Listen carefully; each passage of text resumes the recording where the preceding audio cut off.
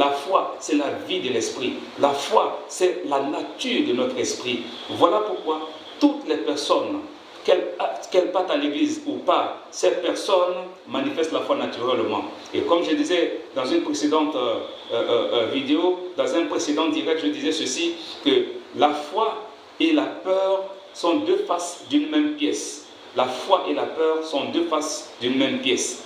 Une personne qui a peur de la mort, de la maladie, immédiatement, sa foi est activée. Parce que quand on a peur de quelque chose, ça veut dire, la chose dont on a peur, on lui accorde du crédit, on lui accorde de la valeur que peut nous détruire, on lui accorde de la valeur qu'elle a le pouvoir de nous anéantir. Voilà pourquoi on a peur.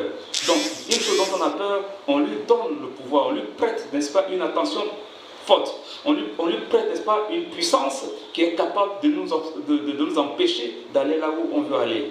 Voilà pourquoi la foi et la peur sont deux faces d'une même pièce. Alors quelqu'un qui a la foi en Dieu, qui croit que Dieu est au-dessus de tout, que Dieu est celui qui marche devant lui, Dieu est celui qui marche derrière lui, alors lui, cette conviction qu'il a, lui donne l'assurance, la certitude qu'il va arriver au bout de son chemin et qu'il va arriver à destination.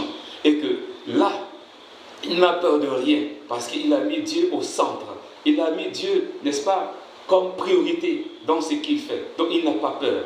Or, celui qui n'a pas mis Dieu comme priorité, celui qui n'a pas mis Dieu au centre, celui qui n'a pas mis Dieu au devant de sa destinée, lui, du coup, la chose à laquelle il accorde du crédit, c'est la chose qui peut le détruire, la chose qui peut le déstabiliser, la chose qui peut le nuire. Donc du coup, il a peur. Il a peur du manque, il a peur d'échouer, il a peur d'avancer, il a peur d'entreprendre, il a peur de s'engager, il a peur qu'il soit trahi, il a peur qu'il ne soit pas aimé, il a peur. Cette peur que tu manifestes tous les jours est un signe de foi. Tu accordes du crédit à la chose qui t'effraie.